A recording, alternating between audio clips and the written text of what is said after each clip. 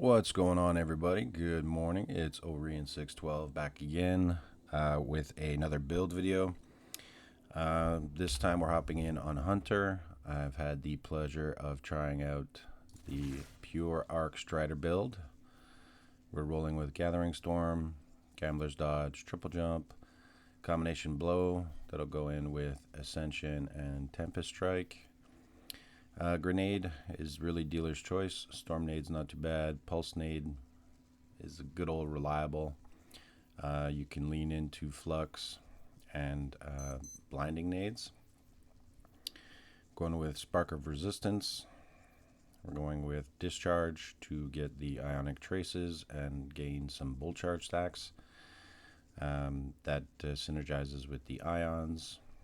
Here we're using Frequency for our weapons and Bolt Charge, and Spark of Shock to jolt targets. The build is double special, Choir of One, Mint Retrograde. We're using Choir because the run is on Liminality Ultimate. I use Corrective Measure. You can use Finalities. I was using Anarchy and swapping this out with Unfall. I have a great roll here. The blast radius, velocity, and magazine is pretty good. You get tons of special ammo regen. But I fell in with Choir of One due to the fact the amount of void shields along the way and in the boss room. These two really help you out. We have the Freaky Deaky, super creepy Lodi mask for the Halloween event. It's kind of funny. These are the stats. You need a little bit of health with this build because they do hit hard in ultimate, so scooping up your orbs, I'm getting 51.8 health back. Melee, if I could get more, I still have to farm for the correct gear for my Aeon adapter and smoke jumper set, but ideally 160, 100, 100 on class and super would be perfect. Everything else going into weapons and health. Grenade, not needed so much because it is a melee build. You're going to be dodging, melee, ascension, dodging, melee, ascension. So that's the synergy in the game loop of it. Artifacts, there isn't much on Arc, but we are using a strand weapon. So obviously we need proliferation, pack tactics, energy acceleration. These two are leaning into our Ionic Traces and our Strand weapons to potentially, if the Threadlings come out, we get ourselves a Tangle. But this is for super regen. Let me know in the comments here, Elemental Days on Arc or Strand, does it actually cause the same thing like with Solar with Ignitions? I don't really see the effect pop in when I do stun champions with either a Void, Arc, or Strand. Solar, I see the ignition, but maybe I'm wrong. I'm not too sure, but I didn't really see anything. We didn't play into Fever and Chill or Benevolence because we're solo. Cauterized Darkness we didn't really use. Also, Threaded Blast, no need. These synergize well with each other because we get a little weapon damage perk. And Shield Crush is obviously, I think, the top tier select artifact perk this season, because while we're amplified, our grenade is going to recharge faster because we have the lowest stat points on our nade. Radiant Shrapnel, don't really need. We're not radiant a lot, we're amplified a lot. So, and Frost Armor, I mean, you can use a Frost LMG to get extra added DR on top of your armor set bonus and amplified, but I'm just not a fan of the Strand LMG. The Stasis LMG that's out in on Kepler. I don't even know its name. Every time I get it, I just dismantle. So outside of that, these are the mods because we're running double special. I have special ammo finder. This I just threw on. I have to switch it. We're throwing in heavy-handed to make orbs to get our armor charges up and get our melee font to add another 20 to our melee stat. These resistant mods are pending the activity. I used all three in Liminality because there is a combination of all three with different types of enemies. absolution. Recuperation has a small amount of healing, and elemental charge. So our ionic traces, we're making a ton of them. They're going to boost our armor charge and have it always on a high uptime, and 3 charges for our melee font. We have distribution. We're going to be using tons of our class abilities, so it's going to be tons of ascension, like probably about 200-300 ascensions per run, given that liminality is quite long. We're using Reaper, so while we are using ascension, every getting an orb, and when we do use our ascension, we're scooping up our orbs, ionic traces. It is a Halloween event also, so you're scooping up your candy, and I believe, if I'm not mistaken, where is it here? So with the festival, oh, that's not the festival. With the festival, they do have the upgrades here. You have the one picking up a candy gives you overshield. This one generates a weakening pulse, and this one gives us devour. So we do have devour during this run. It's a limited time only perk that will expire at the end of Festival of the Lost. So it's just an added layer of survivability. And that's basically the build. I really enjoyed this. This is like a 9 on 10 build. Versus my previous video where I had used stasis. I thought it was complete garbage. I was very underwhelmed by it. Didn't feel strong, didn't have some DPS. Again, I still feel like hunters could get some buffs all around. Even I know they had a multiplicative buff with prismatic hunter and combination blow and 1-2 punch and getting crazy melee damage, but it was nerfed a long time back, a couple weeks into the launch of Edge of Fate. I still think it needs a little bit more of a buff, even with Tempest Strike. It could just be my stats, but maybe a 200 melee, but that would kind of defeat the purpose of the hunter survivability, because it does need a bit of health outside of prismatic, because that's literally the only S tier build out of hunters when you are running solo activities. So that's my opinion on it. That's my build. I hope the Halloween is going, the event is going well. I have been farming some candy, so I might come out with a little video. I really want to get a God Roll crossbow, because again, I still haven't used it, still haven't gotten it. So I might make a little video of cashing these all in to see if I can get a God Roll. Let me know if that's a good idea.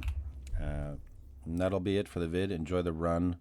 Liminality, annoying strike, but very well created. They fixed the timer. They have a few little issues. They updated some of the anti-barrier and unstops. So we do have actually those flying bats as unstops, and we have like little mini caretakers as... sorry, the bats are anti-barrier, and we have unstops as caretaker. So enjoy the run. Try this build out. It's a lot of fun. Very easy to use. Tons of super. Everything's blinded. Everything's jolted. The build itself... it works very well when you're surrounded by tons and tons and tons of ads. So I picked this strike because in the boss room it's you have tons of enemies coming at you, and yeah, I highly recommend this build. It's a very fun build. I'm going to be saving it to one of my loadouts just because I really enjoyed it. And yeah, that'll be it for the vid, and I'll catch you guys in the next one. All right, peace.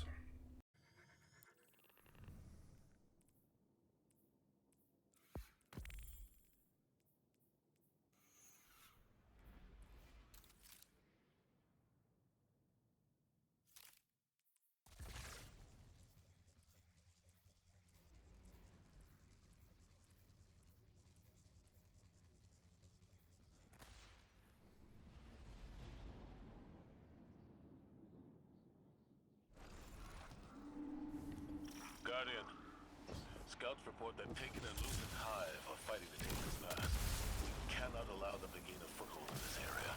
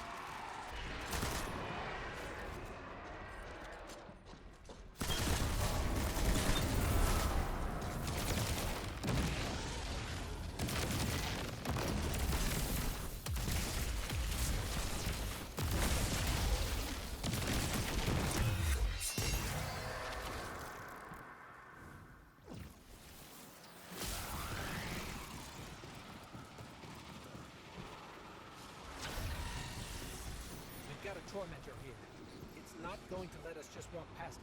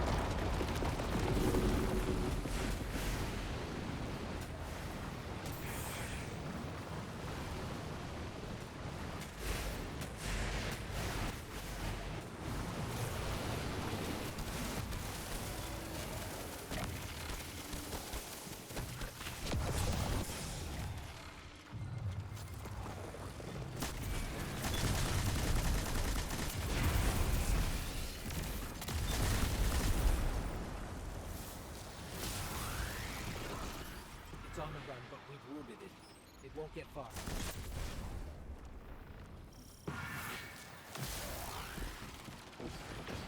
Guardian, between you and me, I like Zavala's moxie, but this ain't it. The court's right to be worried. I got a bad feeling too.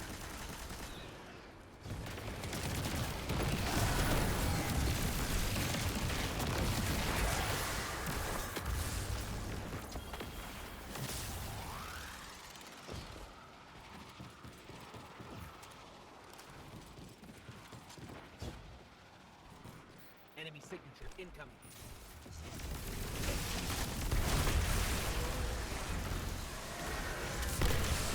It's gone.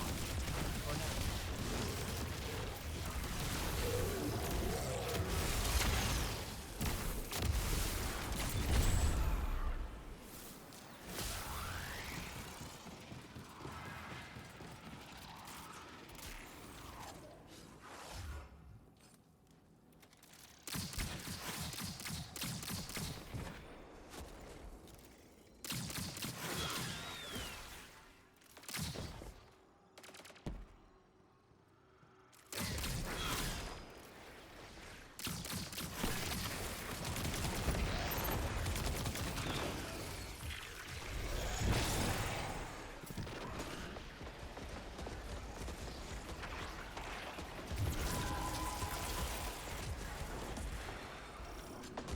This town looks like it could have been abandoned yesterday. Taken signatures. They're everywhere.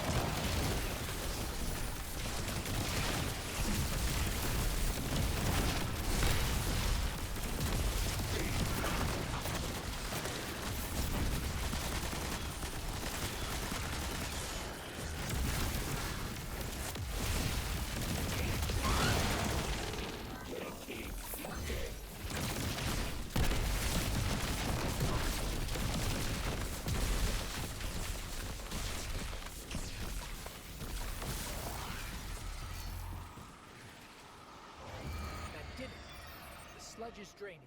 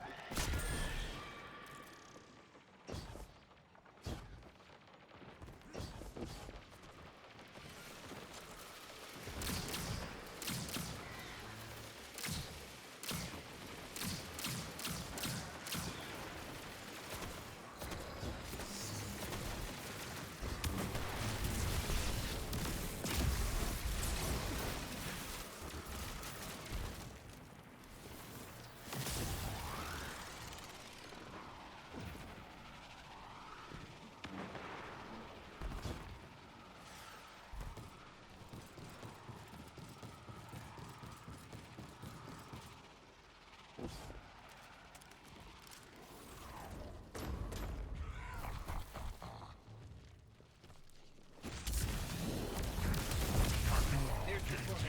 Let's take it out.